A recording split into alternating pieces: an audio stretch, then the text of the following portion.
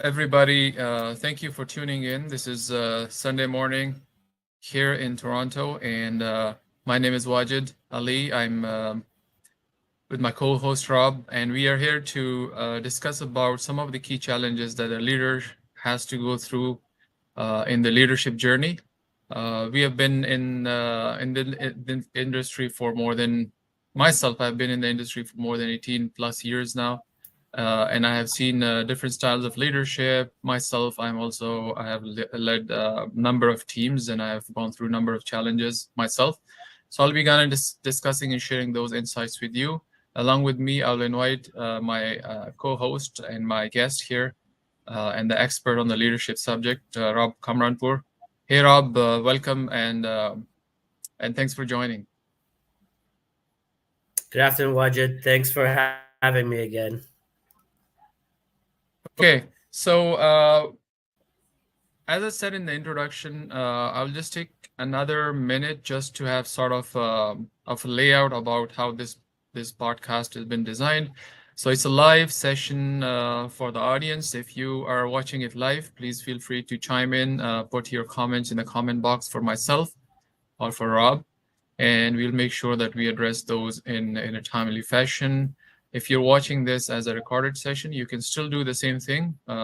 Take notes, write comments, share your feedback, and we'll be happy to hear from you and to answer whatever questions you may have.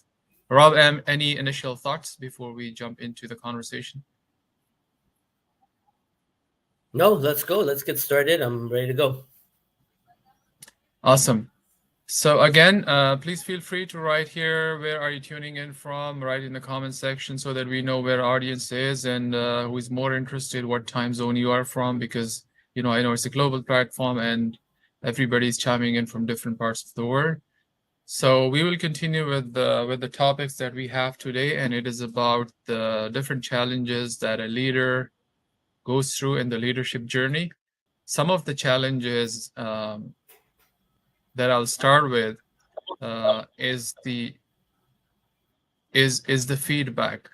So if you're communicating a feedback, Rob, this is a question that have been asked on a different platform by some of the folks that I know, and I think perhaps what they have felt, and the way I read that comment was, the impression I got was they felt like the feedback given to them was not clear enough, or is not frequent enough, so that they can grow themselves and they can work on whatever shortcomings they feel like they may have, right?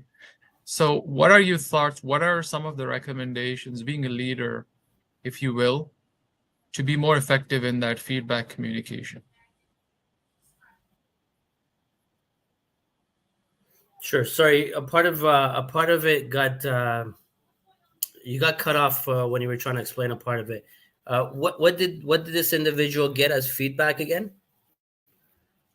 So the thing was that uh, The, the feedback was not clear. It was not clear hmm. enough. Like, let's say between me and you, can you hear me well, Rob? Yeah, I can hear you Can now. you hear me well? Okay. So let's say two of us are talking, and pretend that, I'm giving you a feedback here, but I'm not able to communicate it clearly enough so that you understand what I mean, right? So, for example, I give you a feedback that you don't complete your projects Yeah, in time, in a timely fashion. Now, it's a very open, generic, subjective yeah. statement, right? But how would you make it more effective? How would you make it more, I guess, efficient for the listener on your team? Yeah, that's great. That's a great question because again, one of the topics or areas that leaders struggle with is feedback. And I think we don't have enough feedback with our team. B, it's not specific enough for people are taking these generic templates and they're answering generic questions and there's your feedback. it almost becomes like a ticky box to say, hey, I've had my one-on-one with this individual, we're good until next year. So for me, it's really different. It's you have to actually put time and effort into creating these feedback sessions. And you talked about not being able to communicate and not having specific examples in terms of like a project or whatever it may be. So what I like to do is, you have to gather the proper data. Do you have data to give this individual in terms of feedback? Are you receiving feedback from their supervisor or managers, or if you're above them, or are you directly managing them? You have to be aware again of this individual's, you know the specific areas that they've been working on, and what they've been struggling with, or what they're really good at, and hone in on their strengths, and talk to them about the opportunities, and that's where you develop plans. So again, being clear in terms of having clear feedback is vital. Nobody wants to come sit in your office and have a one-on-one if you're just going to say, yeah, you did great, the project went well. Well, what part of the project went well? What do I need to improve on? What feedback did you get from the customer? What feedback did you get from the stakeholders that I can do my job better, or where are the areas I need to improve it? So these are critical, in my opinion, in terms of providing feedback to your team. Be as specific as possible. Take the time to actually, you know, put this information together before you invite them for this one-on-one. And I think again, as some leaders, they just don't have enough time because they're. And I talked about this on a podcast yesterday. They're not managing their own calendars, right? All right, absolutely. So Yeah, if you're in a that's true. meeting That's very true. Yeah. right, if you're in a meeting 9 to 5 every day, how do you know what your constituents are doing? How do you know how your team is doing? How do you how are you there for your team? Right? True. Yeah, absolutely. So all great points. So that's we're talking about, as we said, it's a true challenge. It's a real challenge that a leader is facing today. And as you said really, really well in your words, Rob, the the lack of preparation that goes into the feedback sessions is what is making it more inefficient and more, I guess, more ineffective. But being a leader, I guess it's our job to Yes. to take a lead and to manage that expectations.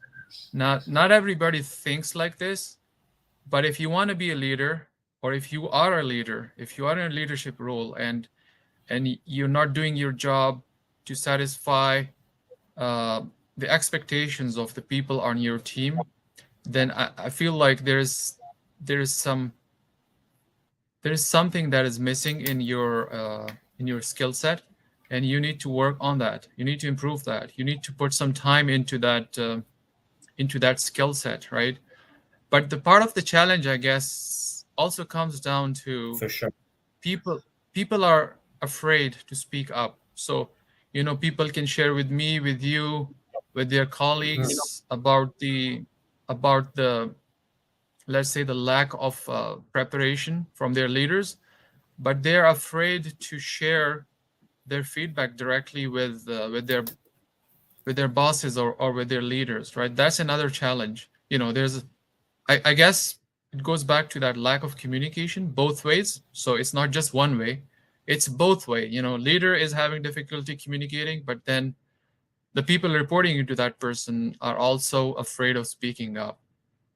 How, I don't know, maybe just for lack of better word, how would you tackle, or what would you recommend instead of tackling? What do you recommend in this situation? What we all know, people are, in most cases, people are afraid to speak up.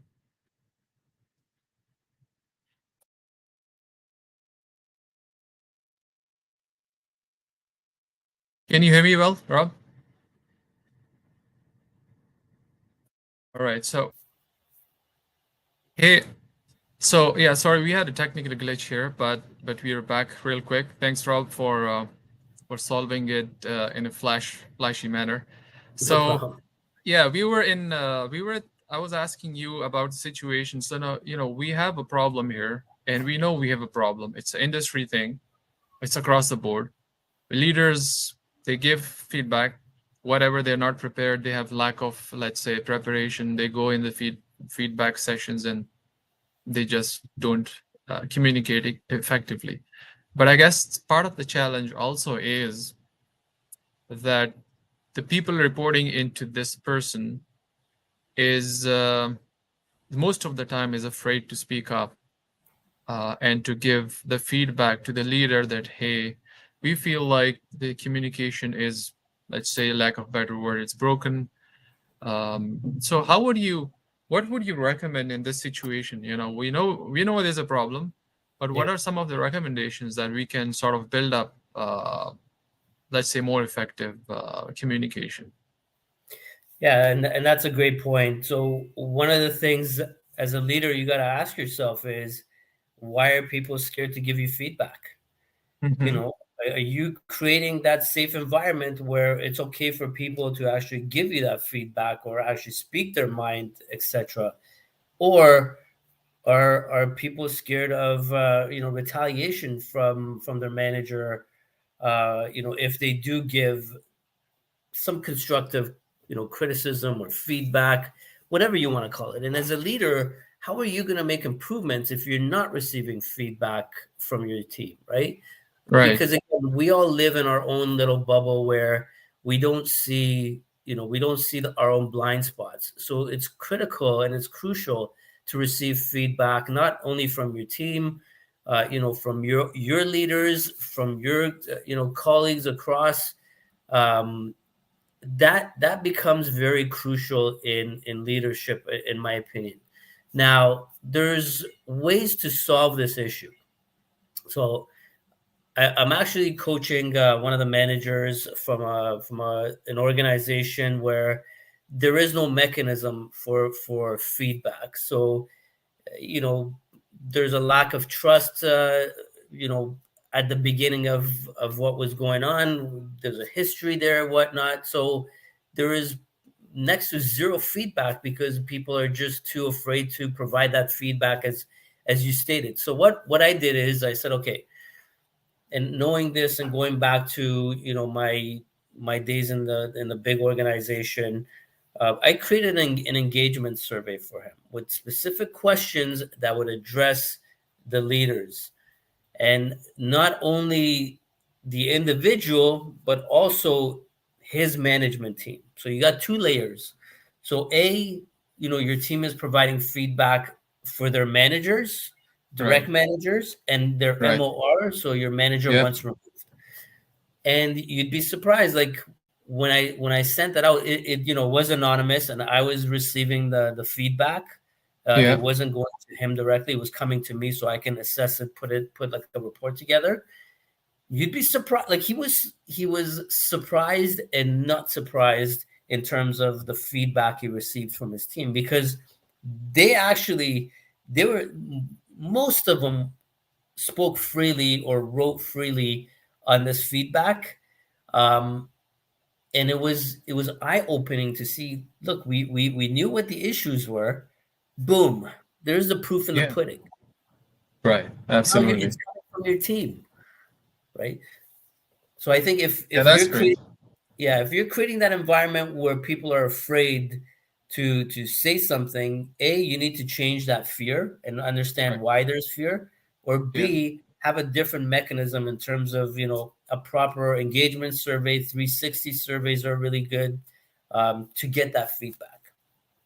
Yeah, that's great. I think that's one of absolutely great suggestions to have some sort of survey, keep it anonymous so that people can be free in expressing their thoughts. And Yes.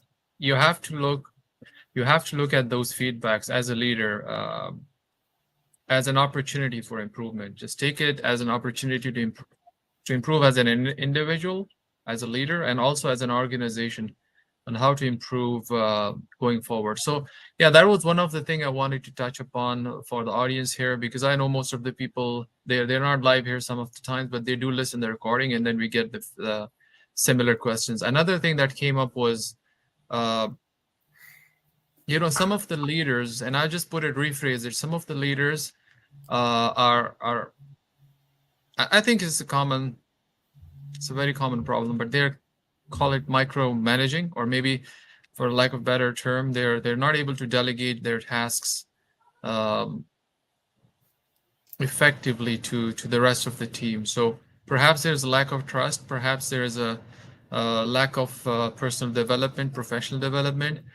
But how would leaders handle this situation? I think I will just take a lead here, and then you can definitely share your thoughts.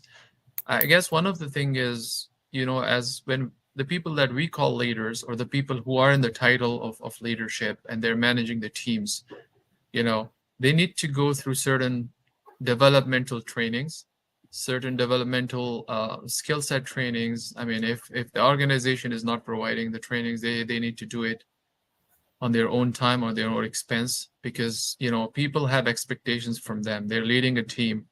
They're responsible. They have to take some kind of ownership for their own development, even if the organization is not providing it. And I think by doing so, they will address some of the key issues or the challenges that we are discussing here. But going back to that question, Rob, what would you recommend in this situation that I just described? Sure, and this happens quite a bit, especially for those leaders who are in, or managers who are in their early career or their first leadership position. It's hard to delegate because you're so used to being the individual contributor, and now you're leading a team. So it's a hands-off approach that you got to look at. So you talked about it. There's no training before going into this leadership role, so you don't even know where to start. And so the way you tackle this is, multiple fold. So again, you're going to have people that are senior to you on the team, junior to you on the team, and somewhere in the middle. If you do not build trust with your team, you're not going to get the engagement. If you keep hoarding this work and saying, I'm the best person to do it, you're never going to develop your team. You're going to end up doing the work all the time. And guess what? They're going to say, Rob, you got it. We don't even want to deal with it, right? They won't even bother. So you Right. lose productivity, you lose engagement. And the best way to tackle this, you build that trust, right? You've got subject matter experts on your team that can mentor the junior people and the mid-level people. So instead of you taking on that work, set them up with a mentor, set them up with somebody that can actually, review the work, and get them to do it. Put them in an uncomfortable situation. Get them out of that comfort zone. Challenge them. Because again, you see something in certain people in your team that they don't. And a lot of them don't have the confidence. So you got to build that confidence into them. And how you build that confidence is you develop that trust with them. Say, hey, you got this. And don't worry about it. Whatever mistake you make, we've got somebody that's going to review your work and mentor you. So to me, that's the easiest approach to take. Yeah, that's an absolutely brilliant suggestion, I guess. You have to come from that mindset where you act like an elder. You act like an elder where you take, I'm just giving an analogy, right? So you act like an elder, you consider your team members as your youngers, and let them take a leap of faith, let them take an ownership of certain parts of the project or whatever that work is, and then let them go with the flow. Maybe they do some mistakes along the way, but those mistakes are actually learnings for them.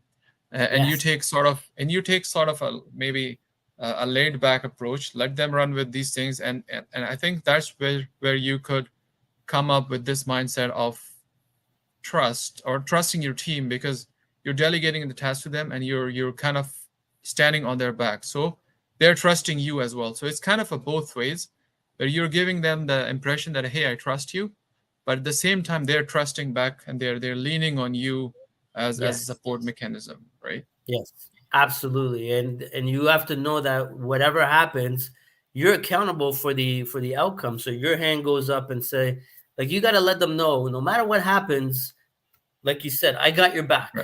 Right.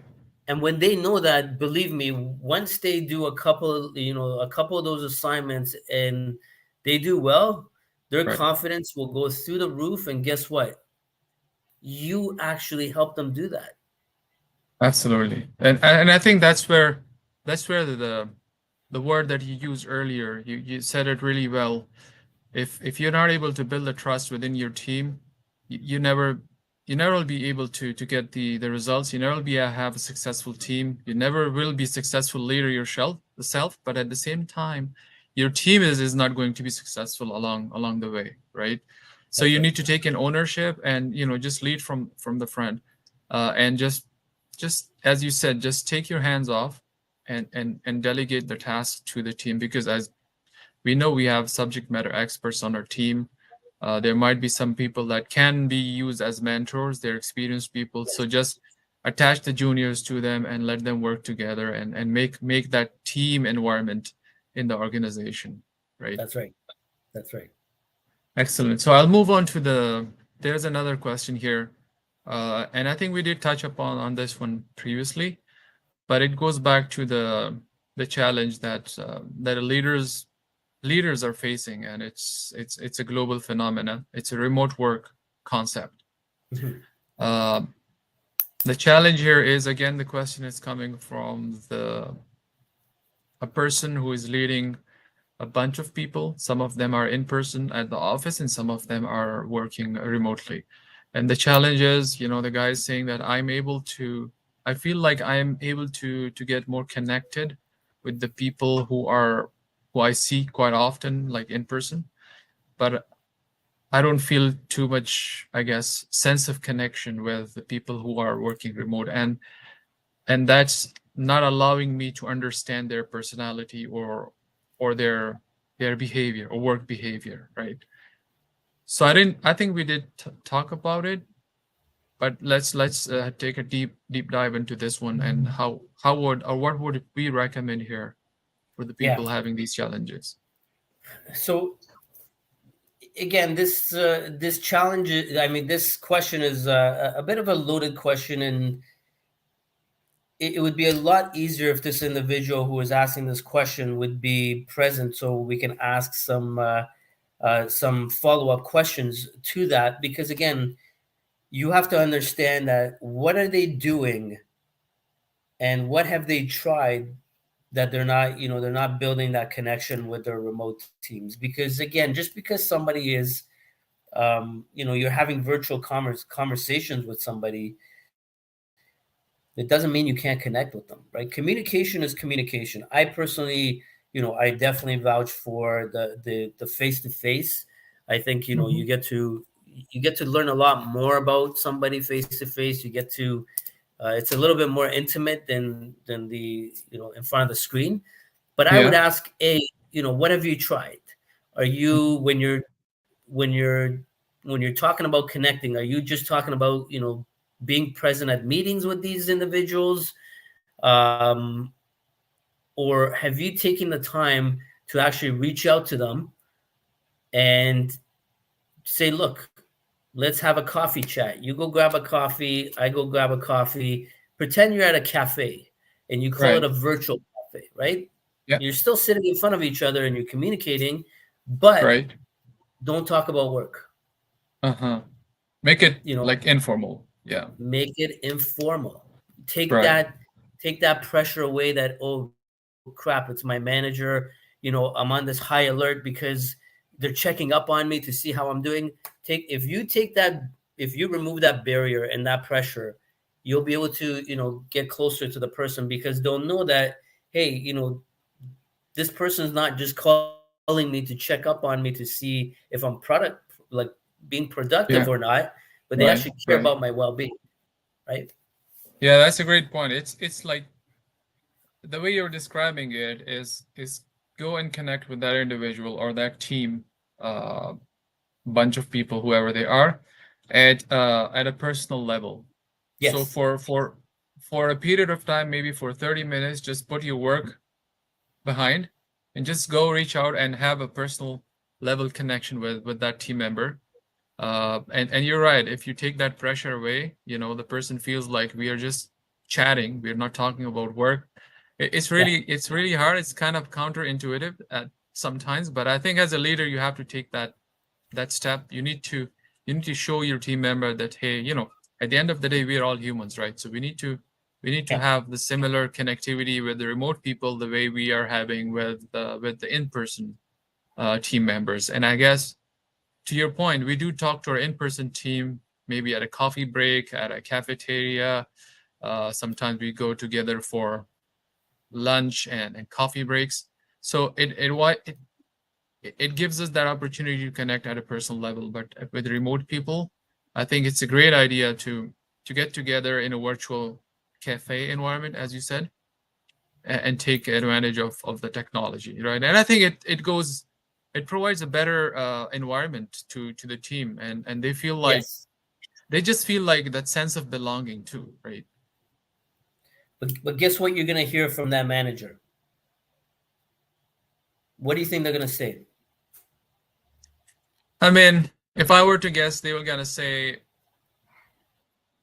perhaps they'll just be more thinking about how can we use this time as how can we be connected during work time at a personal time, like how would we manage that work time to take it to the personal time, something along those lines. I don't know what is in your mind, Rob, but I was just guessing. They're always going to tell you, I don't have time.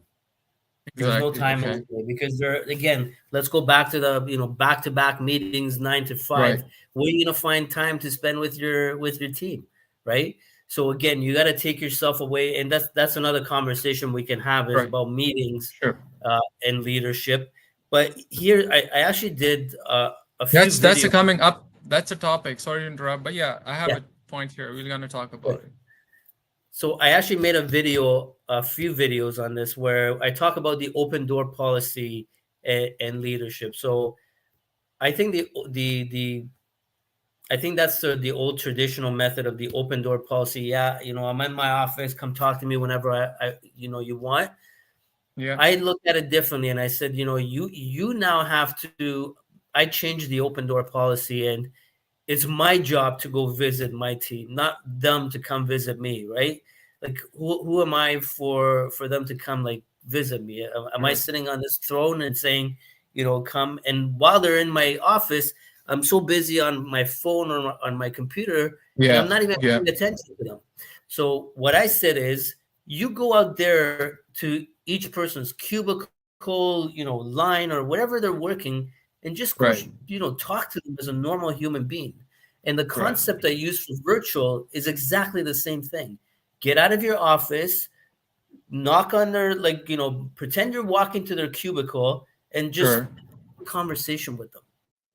Yeah, you're right. Just like maybe just go out for 5 minutes, right? Just talk to them. Just have that five That's it. minutes in person connection, and that's it, right? And that's how you build the teams. To Yeah. your point, it's an excellent point. And as I said, we have a question here about running the meetings.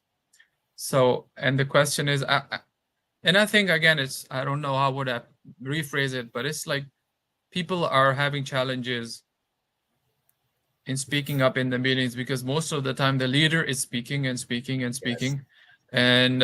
and he's not listening. He or she's not listening, right? So, um, I guess the way I would describe it, if I go to the meetings and I'm leading a meeting, I would try to be just listening and getting the feedback, and most of the time I may not even speak up, and I will let my team to speak, give their inputs, feel free to share their thoughts.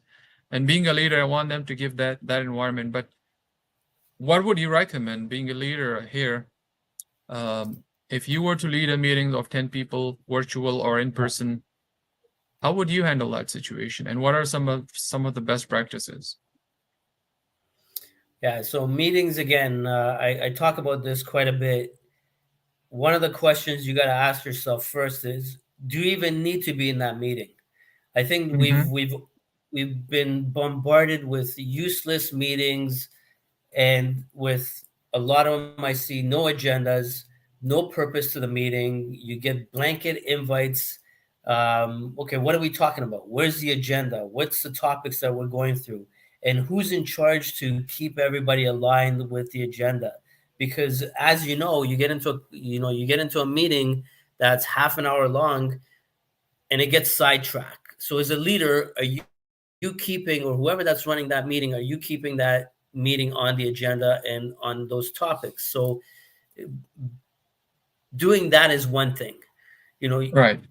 being there is another thing. Should you be in that meeting? And if you are required to be in that meeting, Yeah. you're right. A lot of leaders like to give their opinions, talk the whole damn time, where you're going to shut people out. They're going to say, why do I even need to be here? Why am I even, why would I Yeah. bother to say anything when he or she's going to make the decision at the end of the day? What Right. I would do is listen to the entire team. Yeah. Then you speak last. And if Sure. you've got an opinion, speak last, because the minute you speak first, now you're going to create those biases where people are not going to want to go against you. Yeah. Fair enough. That fear, again, you go back to the Yeah. fear. Well, I don't want to go up against my leader or boss or whatever. So they're going to tend to kind of steer their opinion towards what you're going with. So you always wait until the end and say, okay, let me hear what my team has to say. And then you talk last if you need to. And again, it's about listening to their input and valuing what they have to say and respecting them. It's a mutual respect that you got to give as well. Yeah, all great points, Rob. And I think to your point, as you said, if you are a leader and you're sitting in a room filled with the rest of the team, you're absolutely right. Give them the opportunity to speak up. First, gather their thoughts, gather their feedback, and then the best thing is you go the last, right? So this way you would be able to get all the feedback from your team. They wouldn't be biased, they wouldn't feel the pressure. And then at the end of the day, you're the leader, you are making the decision, you are responsible, you are owning whatever decision you're taking. So even if you're going against the team, they wouldn't feel that pressure, as opposed to if you're speaking up first and giving them second opportunity, right? Yeah. So that's all great. Good recommendations. Excellent, Rob. I think we are all up the time here. So whoever is watching here, thanks again for tuning in. I believe it was really engaging and insightful conversation for the listeners and for myself. Thank you, Rob. And Thank you. Any parting comments before we leave?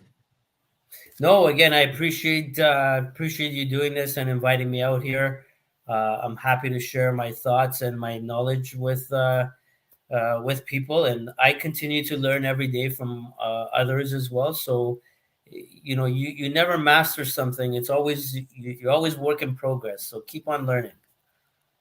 Awesome, man. On that note, we'll take a time here, and thank you, everybody. Looking forward to joining again next week. Thank you. Thanks, everyone.